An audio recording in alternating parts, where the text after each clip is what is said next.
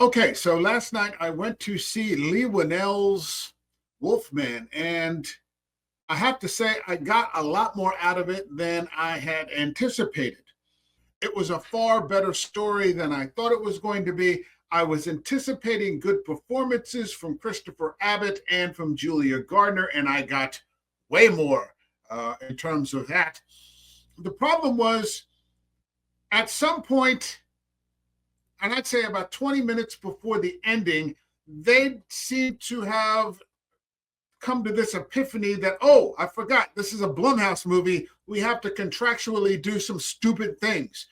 And they put two specific points that I'm talking about, and this is going to be a spoiler-free review. In my opinion, put two stupid points right towards the end of the movie and didn't give the movie enough time to recover from those plot points. One of them was just completely over the top, and the other was just so on the nose, I just couldn't believe it. So the story is your basic werewolf trope, which we'll get into in a little bit about the creature itself, about a man, a family that is attacked. The man, of course, the nice guy, Christopher Abbott, is attacked. They're barricading themselves out in this cabin in the woods as the man is slowly undergoing, the transformation, processing what's happening to him, separating himself from his family, all the standard werewolf things that you get. It could have been a lot worse, but the fantastic performance by Christopher Abbott, who I've been a fan of since Brandon Cronenberg's Possessor, he was the only worthwhile thing in a Marvel's Kraven the Hunter, and now in this, as he physically, his ability to create expression, slight things with contortion, just was really maybe the strongest point of the film. Julia Gardner, who I've been a fan of since the Ozark days. Initially I thought they didn't give her enough to do, and largely I would say within the story that's actually correct, but is able to perform a lot of heavy lifting and raise the quality of the film itself. And this isn't really a spoiler, but there's just one scene where she opens the door and lets Christopher Abbott walk through. That is just fantastic. And I remember being in the theater like, wow, that is really something that's first-rate acting. We also have another actor in there, Matilda Firth, who plays the daughter. She did a good job. It's passable. It's your standard child fare kind of thing. Like I said, the problem is these two stupid points that they put in there that just take away from the overall quality. The first 5 or 10 minutes are just fantastic, but because these things at the end happen, it makes it impossible for them to stick the landing.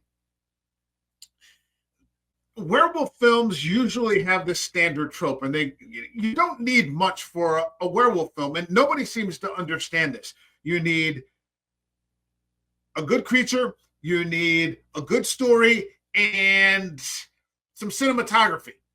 That's really all you need.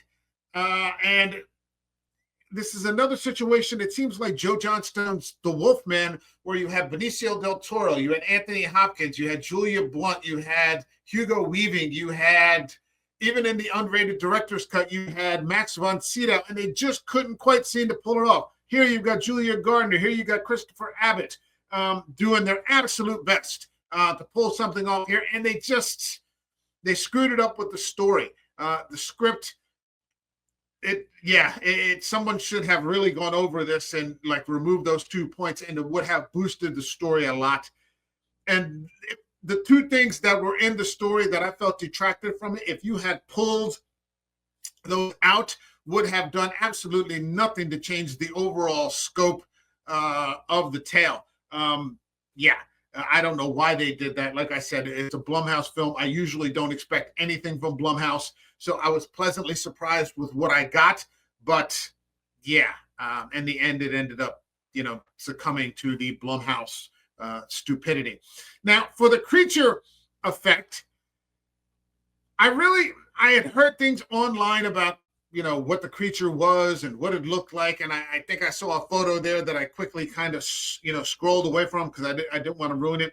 I wasn't necessarily hung up on that because, like I said, the performances were strong enough that it almost didn't kind of matter that the final product was okay. It seemed more like a Native American lore creature than just an overt werewolf. So yeah, not a big deal. I got over it. I would advise, I wouldn't say stay away from the theaters. Go see it. Let me know what you think. Make up your mind for yourself. My rating for this film, I'd give it 3 stars out of 5. If I was being really hardcore about it, I would say 2.5 out of 5. But I'm not, because again, I can see the effort of the performers trying to make something better. Which largely they succeeded in doing, but there were just those 2 points in the story that you can't get past. Okay, that's my video. Like this video. Leave a comment.